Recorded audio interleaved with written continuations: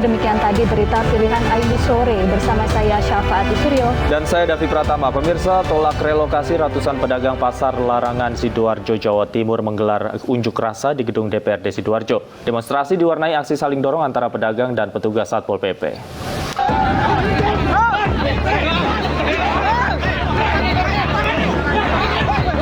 Demonstrasi pedagang pasar Larangan Sidoarjo menolak relokasi diwarnai kericuhan. Aksi saling dorong tidak terhindarkan saat pedagang mencoba masuk ke dalam gedung DPRD Sidoarjo. Bahkan beberapa di antaranya terlibat baku pukul dengan petugas Satpol PP yang berjaga di gerbang gedung DPRD. Emosi pedagang semakin tak terkendali saat mengetahui rekan mereka ditendang oleh oknum Satpol PP. Mereka mencoba masuk untuk menemui rekan mereka yang melakukan pertemuan dengan perwakilan DPRD Sidoarjo. Untuk menghindari bentrok yang lebih luas, polisi meredakan situasi dengan menenangkan para pedagang. Teman-teman ini kan menolak adanya relokasi tersebut karena di awal mereka menempati itu mereka membeli stand di sana, Kepala Dinas Pasar. Betul. Mereka juga sudah lama menempati di sana, tidak ada permasalahan, dan juga mereka tertib, membayar distribusi tertib, membayar sampah tertib, membayar listrik mereka juga tertib. Meski aksi berakhir damai, pedagang tetap menolak direlokasi hingga ada solusi bersama dengan Pemkab Sidoarjo. Selain itu, para pedagang juga bersikeras tetap berjualan di tempat yang lama. Dari Sidoarjo, Jawa Timur, Pramono Putra, iNews melaporkan. Saya kemudian kaget, tapi kemudian Yosua mengancam Yang Mulia. Kemudian istri saya menyampaikan, dia kemudian melakukan perkosaan terhadap istri saya. Saya tahu kapan kamu bohong, kapan enggak. Cerita kamu nggak masuk di akal. Kalian karena buta dan tertuli, makanya saudara tidak mendengar dan tidak melihat.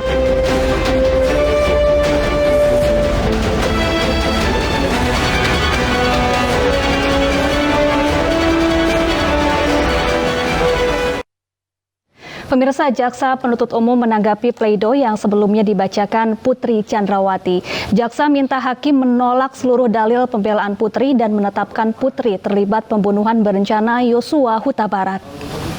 Tanggapan tim penasihat hukum terdakwa Putri Chandrawati pada angka 23 dan 26 tidak perlu penuntut umum tanggapi karena telah termuat dengan jelas dan tegas dalam uraian analisa yuridis dalam surat tuntutan penuntut umum mulai halaman 455 sampai dengan halaman 584 bahwa dalam tuntutan penuntut umum terdakwa Putri Chandrawati dinyatakan telah terbukti secara sah dan meyakinkan melakukan tindak pidana pembunuhan berencana secara bersama-sama dengan dakwaan primer melanggar pasal 340 KUHP junto pasal 55 ayat 1 ke 1 KUHP.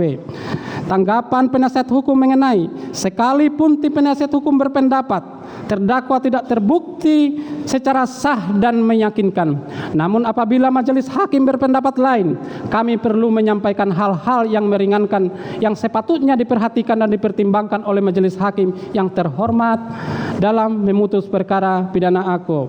Permohonan tim penasihat hukum terdakwa Putri Chandrawati dalam hal ini patut dikesampingkan karena meskipun terdakwa Putri Chandrawati selama persidangan bersikap sopan, akan tetapi terdakwa Putri Chandrawati melakukan pengingkaran yang dituangkan dalam pledoi tim penasihat hukum maupun pledoi yang dikemukakan oleh terdakwa Putri Chandrawati sendiri. Faktanya, terdakwa Putri Chandrawati berbelit-belit dalam memberikan keterangan di persidangan dengan dalih lupa, dan pada saat majelis menanyakan apakah dengan kejadian mengakibatkan korban Nopriansa Yosua Huta Barat meninggal dunia karena ditembak ada perasaan menyesal, dan atas pertanyaan majelis tersebut terdakwa Putri Chandrawati menjawab bukan penyesalan tetapi lebih kepada menjadi pelajaran hidup. Bahwa oleh karena semua dalil tim penasihat hukum terdakwa Putri Chandrawati tidak berdasarkan hukum dan tidak terbukti, maka kami penuntut umum memohon kepada Ketua Majelis Hakim yang memeriksa dan mengadili perkara atas nama terdakwa Putri Chandrawati agar mengesampingkan dalil-dalil yang dikemukakan dalam pledoinya dan dan menyatakan terdakwa Putri Chandrawati terbukti secara sah dan meyakinkan melakukan tindak pidana pembunuhan berencana secara bersama-sama sebagaimana dakwaan primer melanggar pasal 340 KUHP junto pasal 55 ayat 1 ke 1 KUHP, bahwa terhadap hal-hal lain yang termuat dalam pledoi penasihat hukum yang belum terbantahkan dalam replik penuntut umum ini, maka penuntut umum menyatakan tanggapan tim penasihat hukum dalam pledoi telah terbantahkan dalam replik ini yang merupakan satu kesatuan dengan surat tuntutan penuntut umum yang telah dibacakan pada hari Rabu tanggal 18 Januari 2020. Jaksa penuntut umum hari ini juga menanggapi nota pembelaan atau pledoi terdakwa Richard Eliezer di Pengadilan Negeri Jakarta Selatan. Dalam repliknya, jaksa menolak nota pembelaan Eliezer dan meminta hakim menjatuhkan tuntutan yang sudah diputuskan oleh penuntut umum. Bahwa yang perlu digarisbawahi dari pendapat tersebut adalah adanya paksaan dalam bentuk kekerasan atau ancaman kekerasan dari orang yang memaksa dan mempunyai pengaruh yang sedemikian rupa. Bahwa dari keterangan terdakwa Richard Eliezer Pudiang Lumiu tidak tergambar adanya paksaan baik dalam bentuk kekerasan maupun ancaman kekerasan yang mempunyai pengaruh demikian rupa dari saksi Perdi Sambo yang mengakibatkan terdakwa Richard Eliezer Pudiang Lumiu dalam keadaan tertekan secara psikis sehingga langsung mengiyakan perintah dari saksi Perdi Sambo tersebut, bahwa teriakan Perdi Sambo dengan kata-kata "woi kau tembak, cepat, cepat kau tembak" juga tidak termasuk paksaan baik dalam bentuk kekerasan maupun ancaman kekerasan yang mempunyai pengaruh demikian rupa yang dapat mengakibatkan terdakwa Richard Eliezer Pudiang Lumiu dalam keadaan tertekan secara psikis. Dengan demikian, dalil-dalil penasihat hukum harus dikesampingkan. Berdasarkan keseluruhan uraian tersebut di atas, kami tim penuntut umum dalam perkara ini berpendapat bahwa pledoi tim penasihat hukum haruslah dikesampingkan karena uraian-uraian pledoi penasihat hukum tidak memiliki dasar yuridis yang kuat yang dapat digunakan untuk menggugurkan surat tuntutan penuntut umum. Berdasarkan hal-hal tersebut di atas, penuntut umum memohon kepada majelis hakim yang memeriksa dan mengadili perkara ini untuk 1. Menolak seluruh pledoi dan dari tim penasihat hukum terdakwa Richard Eliezer Pudiang Lumiu. 2. Menjatuhkan putusan sebagaimana diktum tuntutan penuntut umum yang telah dibacakan pada hari Rabu tanggal 18 Januari 2023. Demikian replik penuntut umum atas pledoi penasihat hukum terdakwa Richard Eliezer Pudiang Lumiu yang telah kami bacakan dalam persidangan hari ini, Senin tanggal 30 Januari 2023. Selanjutnya, kami menyerahkan sepenuhnya kepada majelis hakim yang mulia untuk memutuskan perkara ini dengan seadil-adilnya. Sebelumnya, Verdi Sambo dan Putri Chandrawati membacakan pembelaan mereka dalam sidang pekan lalu. Sambo menyebut pembelaan dirinya sia-sia lantaran masyarakat sudah menghakimi dirinya. Sementara istrinya Putri Chandrawati bersikukuh dirinya mengalami pelecehan seksual. Jaksa penuntut umum meminta majelis hakim mengesampingkan pledoi atau nota pembelaan Verdi Sambo dan menjatuhkan pidana penjara seumur hidup. Dalam nota pembelaannya, Verdi Sambo mengaku frustasi dan putus asa karena banyaknya cacian dan tekanan selama ia menjalani persidangan. Sambo juga menyebut pembelaan yang ia sampaikan sia-sia karena masyarakat sudah menghakimi dirinya sebelum majelis hakim mengeluarkan vonis. Nota pembelaan ini awalnya hendak saya beri judul pembelaan yang sia-sia karena di tengah hinaan, caci maki, olok-olok serta tekanan luar biasa dari semua pihak terhadap saya dan keluarga dalam menjalani pemeriksaan dan persidangan perkara ini acap kali membawa saya dalam keputusasaan dan rasa frustasi. Berbagai tuduhan bahkan vonis telah dijatuhkan kepada saya sebelum adanya putusan majelis hakim. Rasanya tidak ada ruang sedikit pun untuk menyampaikan pembelaan. Bahkan sepotong kata pun tidak pantas untuk didengar lagi, dipertimbangkan dari seorang terdakwa seperti saya. Senada dengan suaminya, Putri Chandrawati mengaku mendapat hinaan dan cemooh selama disidang sebagai terdakwa pembunuhan Yosua. Putri juga bersikeras menyebut dirinya mengalami kekerasan seksual. Dan dianiaya oleh orang yang selalu kami percayakan dengan sangat baik. yang kami anggap keluarga. Kejadian sangat pahit yang justru terjadi di hari pernikahan kami yang ke-22.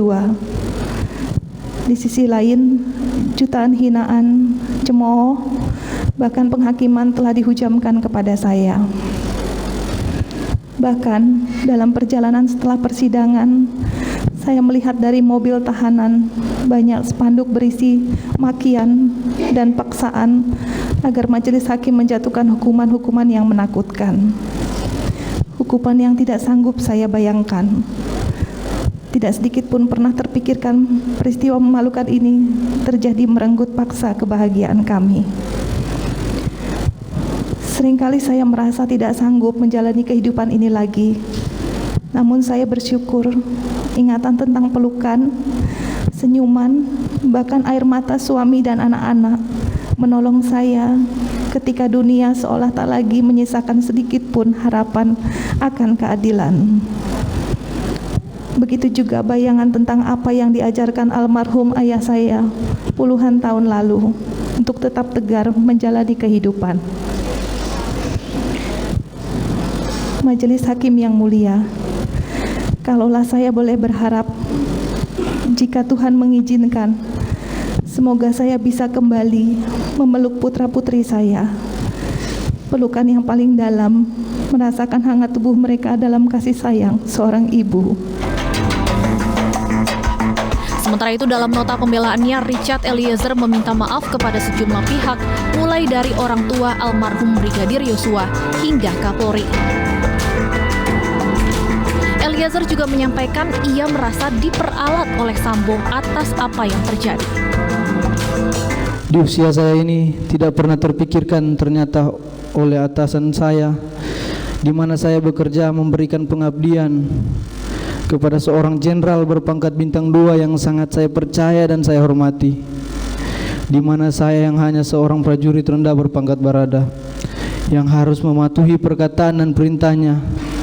Ternyata saya diperalat, saya dibohongi dan disia-siakan. Bahkan kejujuran yang saya sampaikan tidak dihargai, malahan saya dimusuhi. Dalam kasus pembunuhan berencana Brigadir Yosua, Ferdi Sambo dituntut penjara seumur hidup oleh jaksa penuntut umum. Sementara Richard Eliezer yang berstatus sebagai justice kolaborator menerima tuntutan lebih berat dari Putri Chandrawati. Eliezer dituntut 12 tahun penjara, Putri Chandrawati, Ricky Rizal, dan Kuat Ma'ruf dituntut 8 tahun penjara. Istri saya kemudian kaget, tapi kemudian Yosua mengancam yang mulia. Kemudian istri saya menyampaikan dia kemudian melakukan perkosaan terhadap istri saya. Saya tahu kapan kamu bohong, kapan enggak. Cerita kamu nggak masuk di akal.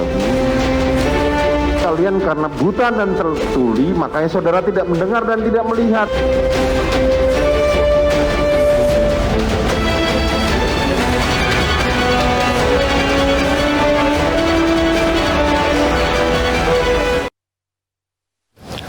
Pemirsa, masa persaudaraan alumni 212 menggelar aksi protes di Kedutaan Besar Swedia, Jakarta Selatan. Aksi tersebut merupakan buntut kekesalan dari aksi pembakaran Al-Quran oleh politisi sayap kanan di Swedia, Rasmus Paludan, beberapa waktu lalu.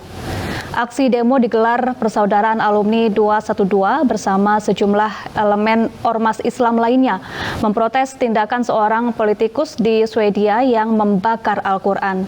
Aksi ini menuntut agar pemerintah Indonesia menyetop hubungan diplomasi dengan Swedia imbas pembakaran Al-Quran, lantaran hal itu dianggap sebagai penodaan terhadap Islam. Tindakan ini pun menuai kecaman dari negara-negara dengan mayoritas Muslim terbesar. Pemerintah Indonesia pun telah melayangkan protes hingga memanggil Duta Besar Swedia untuk Indonesia terkait insiden tersebut. Sebanyak 200 personel kepolisian dikerahkan untuk mengawal aksi bela Al-Quran di Kedutaan Besar Swedia, Jakarta Selatan.